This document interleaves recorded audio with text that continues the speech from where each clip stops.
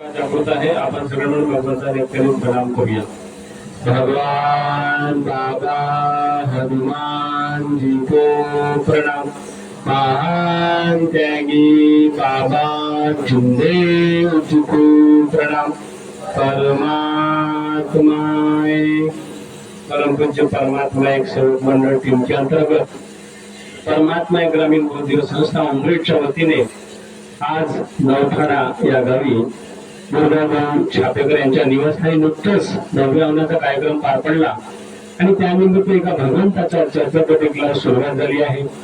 या चर्चा बैठकीमध्ये उपस्थित या सृष्टीचे निर्माता साक्षात स्वयं भगवान बाबा हनुमानजी उपस्थित बाबांना माझा प्रणाम. तसेच आम्हा लोकांना अंधश्रद्धा वाईट व्यसन भूतबाधेतून दूर करणारे परमात्म्याचे संस्थापक महान त्यागी बाबा जन्मोजी सुद्धा आजच्या चर्चा बैठकमध्ये उपस्थित आहेत. बाबांना सुद्धा माझा प्रणाम. तसेच बाबांना त्याच्या जीवनामध्ये साथ देणाऱ्या आई वाराणी सुद्धा या चर्चा बैठकमध्ये उपस्थित आहेत. आईना सुद्धा माझा प्रणाम.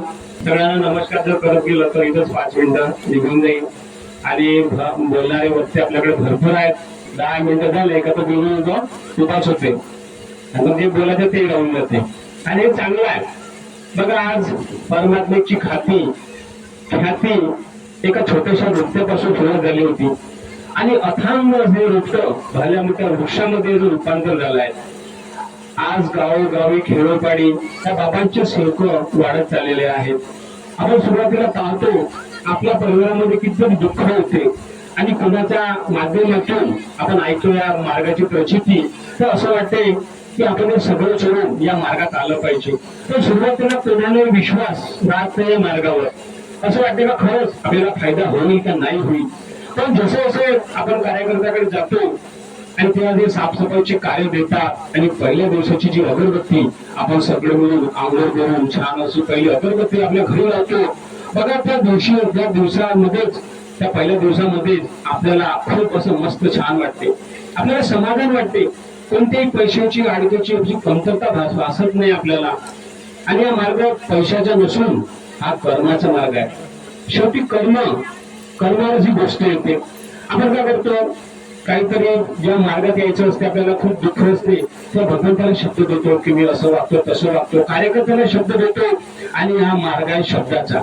ज्यांनी जसे शब्द दिले आणि जर तो शब्द त्यांनी खरे केले नाही तर शब्दापासून जो नडला तर त्याला भगवंत कधीही साथ देत नाही.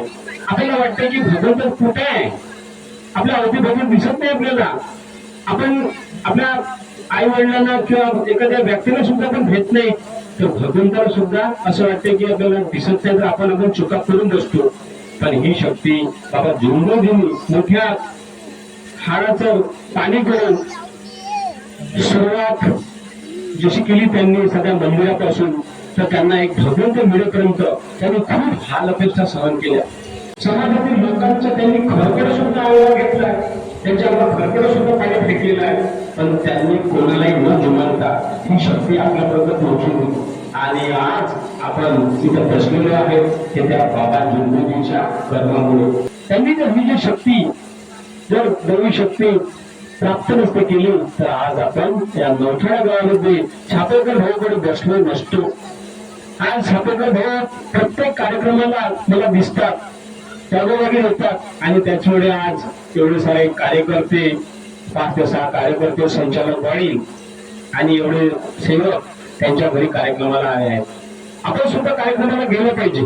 त्यामुळे आपण काय करतो आपल्याकडे कार्यक्रम आहेत जस त्याच्या पहिले 2-4 हवलं मिळतो म्हणजे जास्तीत जास्त सेवक आपल्या घरी आले पाहिजे आणि त्याच्या पहिले पतापताच राहत नाही. तर हे कुठं आपण कार्यक्रमाला गेलो तर आपल्याला कळेल बोलणं कळेल ही शक्ती काय हे कळेल. नाही तर बस मार्ग घेऊन घ्यायचा आणि मग अनेकासारखं वागलं मग मार्गाचा विश्वास कमी होतो आणि मग दुःख तुमच्या परिवारामध्ये येते आणि दुःख आले मग आपल्याला वाटते की कशाचा मार्ग कसला मार्ग त्याच्यावर विश्वास कमी होत जातो आणि आपला विश्वास जर नसला तर जे अधिकारी असतात ते सुद्धा आपल्याला बोलतात की हा परमात्म्याचा सेवक आणि हा कसा वागत आहे कसा बोलत आहे चोरा करतो खोटं बोलतो वैद्याकडे जातो अशा प्रकारचा आपण चुका करून बसतो. सगळ्या सेवकाकडे अनुभव आहे जर आपण बसतो सांगेल ना तुझं टायमाचा आपल्याला भान राहणार नाही, टाइम कमी पडेल. एवढं सुंदर सुंदर अनुभव आहे.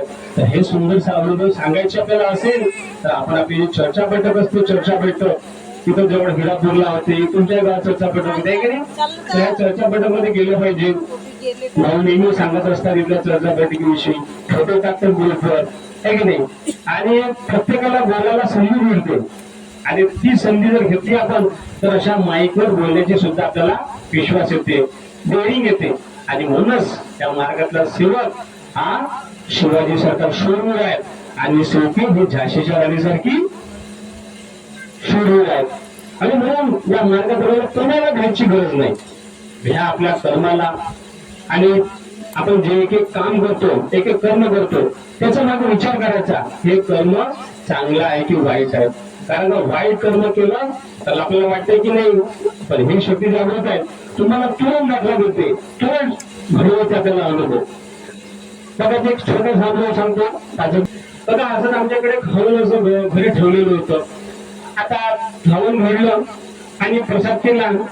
आता त्यावेळेस कसं करत ते खेळाचा आपण प्रसाद करतो का नाही, तर ते खेळाच्या शिळीच्या अशी बाजूला ठेवून दिले आणि मी म्हटलं नंतर आपण विसर्जन करू दुसऱ्या दिवशी. पण आईनं काय केलं, आईला असं वाटलं का हे शिळके फेकून द्यावं. ते शिळके आईनं फेकून दिली इकडे बाजूच्या मैदानावर किंवा अशा जागेवर, खुल्या जागेवर. बघा त्यावेळेस चूक लक्षात आली होती, पण आता वाटलं की करून देईल. रात्री काय झालं, आम्ही राहतो पहिल्या मजला. आता त्या मजल्यात कधी उंदीर कधी येत नाही, कधीच नाही पाहिला मी उंदीर. तर त्या दिवशी माझ्या आईला पटकन जेव्हा उंदीर चावला काय आले, कावे कावे कावे करता करता तो उंदीर निघून गेला. आता दुसऱ्या दिवशी विचार केला का चावलं असं. आता डोळ्यावर काही उंदीर शोधून काही येऊ शकत नाही आणि कधी उंदीर मी पाहिला नाही. मग आईच्या लक्षात आलं की आपण हा जो प्रसाद केला होता, बघा आपण केळ हवनामध्ये समोर ठेवतो, त्याला प्रसाद झाला ना, आणि मग त्याला कापल्यावर आपण साल आहे ते फेकून दिलं, म्हणजे तसं फेकल्यासारखं झालं. अशी एक गोष्ट झाली होती. एका बाईला हवनाचा प्रसाद सुंदर सुंदर फेकून दिला होता. त्या बाईच्या अंगाची पूर्ण वास आलेली होती. शेवटी तिला जागाच नाही दिली, सासऱ्याकडे नाही ना तिला माहेरी.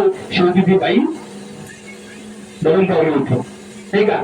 तर अशीच गोष्ट घडते. म्हणून ह्या आता चर्चा बैठका खूप चांगले सगळे अनुभव आपल्याला ऐकायला मिळाले आणि त्याच्यामुळे आपल्या कर्मामध्ये आपल्या वागण्यामध्ये दुरुस्ती होते. तशा चर्चा बैठकीला गेलं पाहिजे, हवन करायला गेलं पाहिजे. कारण काय शब्द देता नाही, कारण काही शक्ती शब्दावर आहे. म्हणून शब्द द्यायचा पहिले 10 वेळा विचार करायचा आणि म्हणून शब्द द्यायचा. आणि कधी कधी आपल्याला ज्याच्या वेळेस नाही भेटत, काही एमर्जन्सी जर काम आलं तर त्यावेळेस भगवंताला क्षमाही मागता येते. एवढा सुंदर मार्ग आहे. अरे कांटों पर चलकर फूल खिलते हैं, विश्वास पर चलकर भगवान मिलते हैं. अरे एक बात याद रखना सबको, सुख में तो सब मिलते हैं लेकिन दुख में सिर्फ बाबा हनुमान जी को मिलते हैं, बाबा हनुमान जी मिलते. म्हणून हा सुंदर मार्ग आहे. या मार्गाला विसरू नका. जीवनात जगात आपल्याला असा मार्ग कधी सापडणार नाही, कधी मिळणार नाही. म्हणून या मार्गात राहून आपल्या जीवनाचं, आपल्या परिवाराचं सोनं करा. मुलांना चांगलं वळण लागते, त्यांचे चांगले संस्कार होते आणि भविष्य आपलं घडते. एवढे बोलून माझे मी 2 शब्द पूर्ण करतो. सगळ्यांना माझा नमस्कार.